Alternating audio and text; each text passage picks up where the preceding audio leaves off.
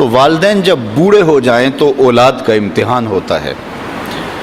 اور والدین کی ساری خدمت بھی اولاد کرے لیکن صرف ان کو کچھ معاملات کے اندر نظر انداز کر دے اور وہاں اپنی مرضی کرنے لگ جائے تو والدین کو تکلیف پہنچتی ہے۔ حتیٰ کہ والدین خود چاہتے ہیں کہ ہماری اولاد ہمارا کاروبار سنبھال لے، امور خانہ سنبھال لیں اور بہت ساری چیزیں سنبھال لیں، اور بعض اوقات اولاد اتنی سمجھدار، سنجیدہ اور متین ہوتی ہے کہ وہ اچھے انداز سے، بہتر بلکہ انداز میں سنبھال لیتی ہے، لیکن والدین کو اگر وہ نظر انداز کریں اور کسی معاملے میں پوچھیں نا تو ان کو ایک اپنے اختیارات سمٹتے ہوئے دکھائی دیتے ہیں اور وہ تنہائی محسوس کرتے ہیں۔ تو اولاد اگر صرف اپنے والدین سے پوچھ لے تو والدین تو چاہتے ہیں کہ سب کچھ ان پہ نچھاور کر دیں۔ ایک والدین ہی تو ایسے ہیں کہ جو اپنی اولاد کو اپنے سے آگے دیکھنا چاہتے ہیں،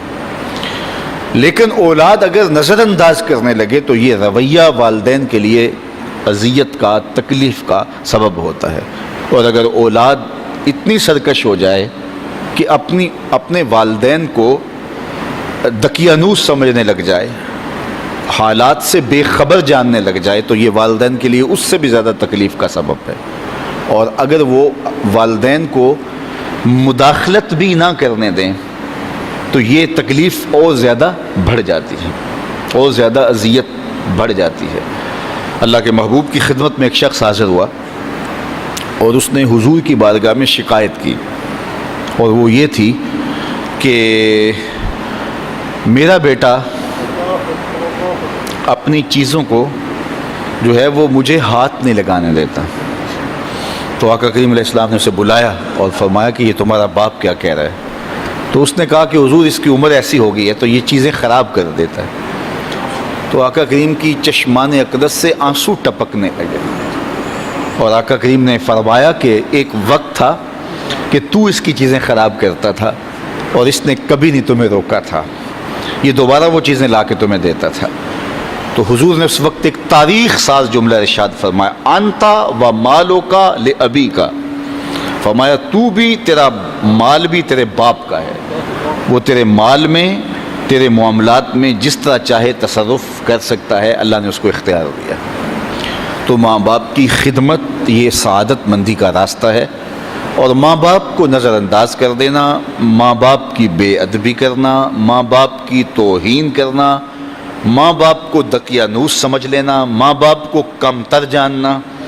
ماں باپ کے لیے رویوں میں سختی پیدا کر دینا، بلکہ فرمایا قرآن مجید میں کہ اپنے بازوں کو سکیڑ لو۔ پرندہ جب اڑتا ہے اور اڑان بھرتا ہے تو بازو پھیلاتا ہے اور پھر وہ اڑان بھرتا ہے، اور جب اس نے دوبارہ زمین پہ آنا ہوتا ہے تو بازوؤں کو سمیٹتا چلا جاتا ہے۔ تو بازوؤں کو سمیٹتا ہے تو وہ زمین کی طرف اترتا ہے۔ تو کہا کہ کتنی خوبصورت مثال قرآن نے دی ہے کہ اپنے والدین کے لیے بازوؤں کو سکیڑ لو۔ تم افسر ہو، تم مفتی شہر ہو، تم حاکم شہر ہو، تم بہت بڑے بزنس مین ہو، تم علامۃ الدہر ہو،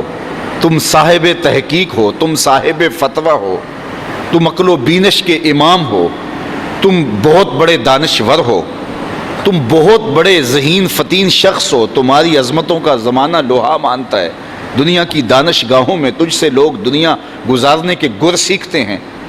لیکن جب تم اڑان بھرو تو اس وقت تم مفتی رہو، اس وقت تم فقیہ شہر بنو، اس وقت تم جو ہے وہ بہت کامیاب بزنس مین بن کے پرواز کرو، اس وقت تم بہت بڑے مانے ہوئے پروفیسر کہلاؤ، تم اپنے فن کے ڈاکٹر اور ماہر کہلاؤ، لیکن جب تم واپس اپنے باپ کی چوکھٹ پہ اپنی ماں کی بارگاہ میں آؤ تو بازو سکیڑ لو، اس وقت بیٹے بن کے آؤ۔ اس وقت تمہارے ساتھ جو مفتی کا ٹائٹل ہے، عالم کا ٹائٹل ہے، پروفیسر کا ٹائٹل ہے، ڈاکٹر کا ٹائٹل ہے، کامیاب بزنس مین کا ٹائٹل ہے، وزیر اور مشیر کا ٹائٹل ہے، وہ اتر جائیں بازو سکیڑ کے، تم ایک بیٹے بن کے ماں کی آگوش، ماں کی خدمت میں اور اس کے حضور اور باپ کے حضور بیٹھو، تو یہ ان کے لیے تسکین کا سبب ہے۔ اور اب جب دوبارہ اڑان بھرو گے تو اللہ تعالیٰ تمہیں اور زیادہ عزتوں سے نوازے گا۔ تو فرمایا کہ اپنے بازوؤں کو سکیڑ لو۔ اللہ اکبر، کتنی خوبصورت بات ارشاد فرمائی، اور فرمایا کہ ان کے سامنے ادب کا لحاظ رکھو، تلقین ادب کی، اف تک نہ کہو۔ آندھیوں سے بچا کر رکھو اپنے آنگن کا بوڑھا شجر۔